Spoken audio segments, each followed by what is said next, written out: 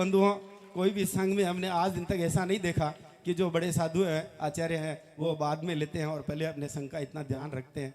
आपका इतना अनुशासन और इतना ये कहीं अपन सोच नहीं सकते हैं। रहा सवाल आचार्य श्री, ये तो एक सिंपल सी बात हुई। बाद में हम प्रवचन में थोड़ा सा हम रुझान बढ़ा और वहाँ आने लगे। हमने एक चीज़ ऐसी नोटिस करी आचार्य श्री की, हमने आज दिन तक इतने साधुओं के हम गए और जाते हैं और इतना सब जगह करते हैं, मगर हमने एक विशेष बात नोटिस करी जो मैं आज सबके सामने बताना चाहता हूँ कि आचार्य श्री ने कभी भी अपने मुखारबिंद से, पिछले 4 महीने से मैंने बहुत सारे प्रवचन भी सुने हैं, यहाँ भी 1 महीने का प्रवास का अपने को समय मिला है, किसी भी संघ के प्रति एक भी बार कोई भी शब्द या कोई भी उपेक्षा आपके द्वारा उनका नाम भी नहीं लेना। यह नमो लोहे सब सावणम जो कहते हैं, यह वास्तव में अगर सारे संघ इस तरह से हो जाएं तो किसी भी समाज में या किसी भी तरह जैन समाज में यह इस तरह का कोई विचार ही नहीं आएगा कि भाई किस संघ को लाना है, नहीं लाना है, क्यों करना है। क्योंकि वास्तविक भक्ति यही है बंधुओं जो हमने पाई है। और अब यदि हम भूल भी जाते हैं तो हम हमारे परम उपकारी सुधा सागर जी महाराज जी की का अर्घ भी आचार्य स्वयं अपने बुखार बिल से चढ़ते। यह कोई कम बात नहीं है। एक आचार्य हो गए निर्यापक श्रमण का अगर अपने यहाँ चढ़ाए अर्घ तो यह बहुत बड़ा आपका उपकार है आचार्य श्री हमारे इसके प्रति। तो आचार्य श्री मेरी जिज्ञासा यह है, आज की जिज्ञासा समाधान में ही प्रश्न कर रहा हूँ मैं। मेरी जिज्ञासा यह है कि यदि सारे संघ इस तरह से किसी भी दूसरे संघ के प्रति कोई भी कटाक्ष नहीं करें तो ये पूरा जैन समाज जो है मेरी दृष्टि में एक हो जाएगा। तो आचार्य श्री इसके संबंध में अपना। अशोक जी ने बहुत बहुत अच्छा सवाल पूछा है। ये ध्यान रखना, पहली बात तो ये रही जो आपने अभी इतनी सारी खूबियां बताई ना सारी। और रही बात नमो लोहे संवे सौनम की, साधु एलक हो, छुल्लक हो, आरिका हो, मुनि हो या आचार्य हो, हम सब प्रतिदिन नमोकार मंत्र बोलते हैं। और उस नमोकार मंत्र में नमो हंताणम से लेकर नमो लोहे सव्य 5 पद आते हैं ना। यदि आज मैं किसी संघ की निंदा करूंगा, किसी संघ की कटाक्ष करूंगा, खुले मंच पर बोलूंगा, तो ये समझना मैंने तो एक ही उंगली करी थी, बाकी 4 उंगली मेरे ऊपर भी आएगी। इसलिए हम श्रावक को कह रहे हैं कि किसी मुनि की निंदा भी कोई करे तो अपने मोबाइल को वहीं की वहीं डिलीट कर दो। तो भैया हम लोग साधु हैं, भले वो आचार्य विद्यासागर का संघ हो या आचार्य सन्मति सागर जी का हो या किसी भी सागर का संघ हो, जिसके हाथ में पीछे कमंडल है वो सबके हमारे लिए वंदनीय, पूजनीय, सम्मानित हैं। और रही हमारे गुरुओं ने हमें आदेश क्या दिया है, आचार्य विमल सागर महाराज, आचार्य सन्मति सागर जी ने अपने शिष्यों को यही आदेश दिया है, कोई तुम्हारे बारे में कुछ भी बोले किंतु हमें तो सबकी प्रशंसा करनी है। और यदि मैंने आचार्य विद्यासागर जी का चढ़ाया भी है तो ये ध्यान रखना मेरे गुरु के बाद उनका नंबर आता है। और यदि मैं साधु होकर किसी साधु का अर्घ के लिए मना करूं तो समझना मेरा गुणस्थान अपने आप गिर जाएगा। इसलिए हिंदुस्तान के समस्त साधुओं को चाहिए जो हमसे बड़े हैं, यदि उनका हमने अर्घ चढ़ा भी दिया तो भैया तेरा का चला जाएगा, बल्कि लोगों की श्रद्धा धर्म से जुड़ी रह जाएगी।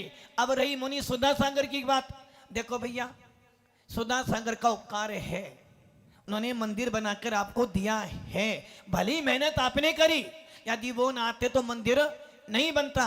और इस भीलवाड़ा में जितने भी नए मंदिर बने सब उनके ही आशीर्वाद से बने हैं। इसलिए यदि मैं किसी मंदिर में जाऊंगा और यदि कोई मेरे से कहे महाराज उनका अर्घ चढ़ा दूं, अरे भैया यदि उनका अर्घ चढ़ जाएगा तो मेरे मूल गुणों में कमी नहीं आ जाएगी, और तू नहीं चढ़ाएगा तो मेरा मूल गुण कम नहीं हो जाएगा। अरे यदि मैं साधु होकर साधु को देखकर यदि मेरे मन में प्रसन्नता नहीं आ रही है तो समझना कहीं ना कहीं मेरे समय दर्शन में गड़बड़ी हो रही है। इसलिए भैया हमारे तो काम एक ही है, नमो लोहे संवे सौनम। और यहीं की बात नहीं, मैं तो पूरे बागड़ में घूमकर आया हूं, घाटोल हो, खांदो कॉलोनी हो, प्रतापपुर हो या तुम्हारा कहीं भी हो, हम जहाँ जाते हैं यदि हमें मालूम पड़ रहा है कि इस नगर में उस साधु के 2 भक्त भी हैं, हम तो अर्घ चढ़वाते हैं, क्योंकि भैया नमो लोहे संवे सौनम में सारे मुनिराज आ जाते हैं। इसलिए ये ध्यान रखना, यदि सारे साधु ये सोच लेना, यदि हर साधु अपने मंचों पर अपने से बड़े आचार्यों का एक अर्घ चढ़ा देता है तो समझना उस समाज में रहने वाले सारी समाज की श्रद्धा नमो लोए सव्वे साउनम पर जम जाती है।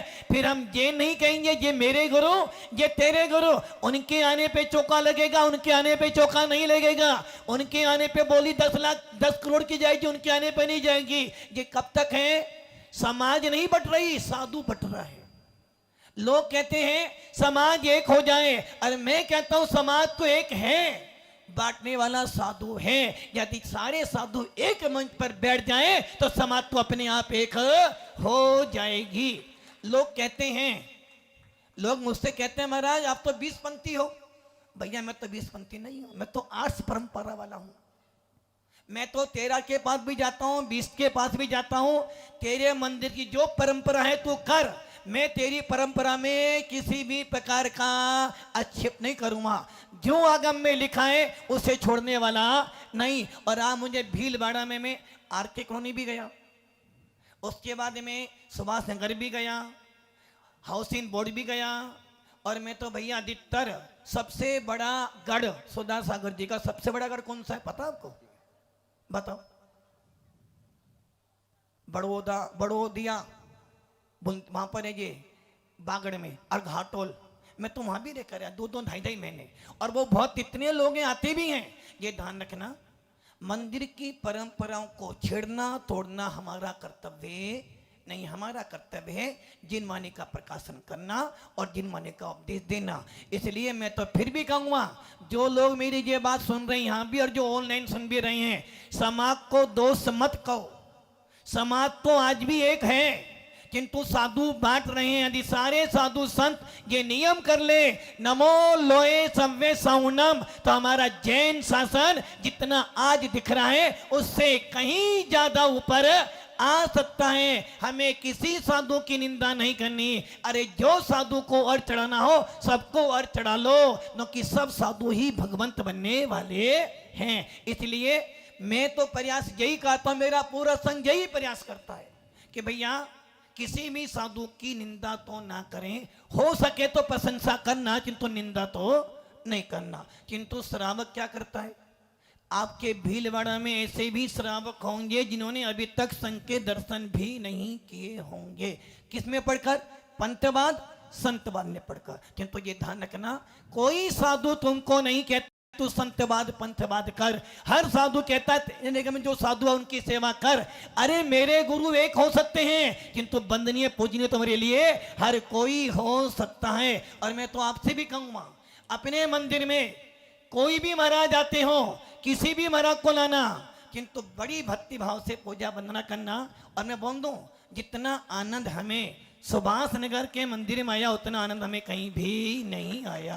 कारण दो, पहला कारण कमेटी जो है ना पूरी कमेटी और पूरी समाज समर्पित है। नंबर 2 भगवान तो सबके मंदिरों के जैसे हैं, किंतु यहाँ के लोग जो बोला हाँ बाबूजी हाँ करेंगे।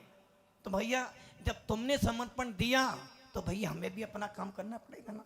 इसलिए पूरी समाज एक हो ना हो ये बात का विषय सारे साधु एक मंच पर हो जाएं तो हमारा जिन शासन नमो लोए सव्वे साउन के अनुसार चलता चला जाएगा।